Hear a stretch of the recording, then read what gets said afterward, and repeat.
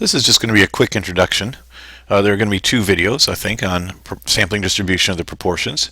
But this will just introduce you to the concept. Now, we've already talked about sampling distribution of the mean.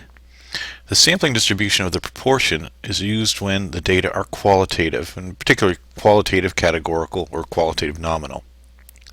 So, an example that I'm going to use is a simulation where we're actually collecting. So this is the population of all Reese's Pieces. Reese's Pieces come in three colors: brown, yellow, and orange. Excuse me. And what we're going to do is we're going to buy a bag of Reese's Pieces. And bags typically have about 50 Reese's Pieces in them. So if we draw one bag of Reese's Pieces, and then, so here it goes. So the blue or the purple down here represents the bag being filled up. Here's the population of all Reese's Pieces in the machine. And in this example, notice that 40%, 40% of all the Reese's Pieces are orange. The symbol for that is called P. We then collect a sample of Reese's Pieces. There's 50 candies in this bag. And that sample of Reese's Pieces had a proportion of oranges of 24%. So I think it was 12 out of the 50 were orange. So, excuse me, 40% of all Reese's were orange. We collect a sample. In that bag, 24% were orange. Well, I can do that lots of times. So instead of doing it one time, I'm going to do it, say, 100 times. So in other words, I'm going to buy 100 bags of Reese's Pieces, count the proportion of oranges in each bag, and as you see down here, I'm going to plot that on this. I'm going to build a histogram of those sample proportions. There.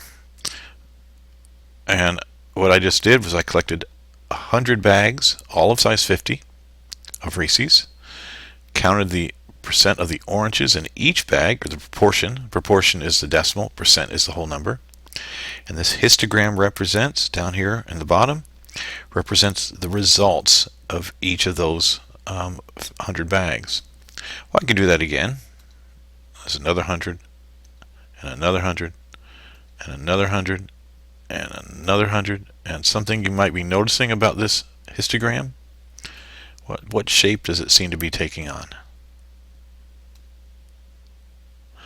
So there, I've collected 900 bags of Reese's Pieces, each of size 50, counted the proportion in each of those 50 bags, and I've constructed this histogram down below of the proportions of the sample proportions, the proportions in each sample.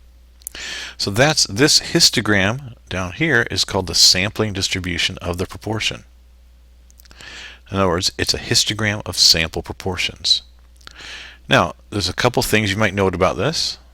Number one, it looks approximately normal. Or there's a few checks we have to go through to see if this histogram of sample proportions is normal. And to do that, I'm going to go back to my PowerPoint. And it turns out the two conditions that need to be met is that the sample of things that are drawn from the population, the sample size n, is randomly selected, and the sample is sufficiently large. Now remember, with quantitative data that meant at least 30, but for qualitative data there's a different set of checks. You have to check that n times p, in other words n, the sample size, times p, the proportion in the population, is greater than 10. So in our case, I'm going to go back to my pen. In our case, we would have that n, which was, remember, our bags each had 50 in them, times p, which is the proportion of all candies that are orange, which is 0.4. That equals 20. That's bigger than 10. And n times 1 minus p. 1 minus p, which is 1 minus 0.4, 50 times 1 minus 0.4, it turns out. So that's going to be 50. That's an awful 50, but you get the idea. 1 minus 0.4 is 0.6. That equals 30. That's also bigger than 10. Okay, so in this case we had a random selection of candies. N times P, 50 times 0.4 is 20. It's bigger than 10. N times 1 minus P, N times 1 minus 0.4, so 50 times 0.6 is 30. It's also bigger than 10.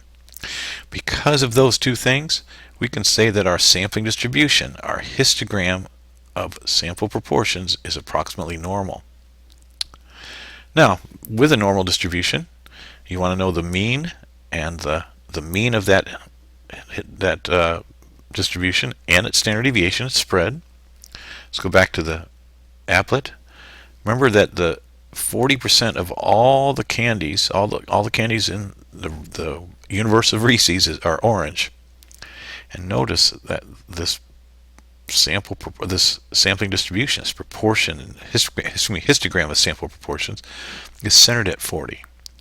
It turns out that the mean of the histogram of sample proportions, the mean of the p-hats they're called, is equal to p.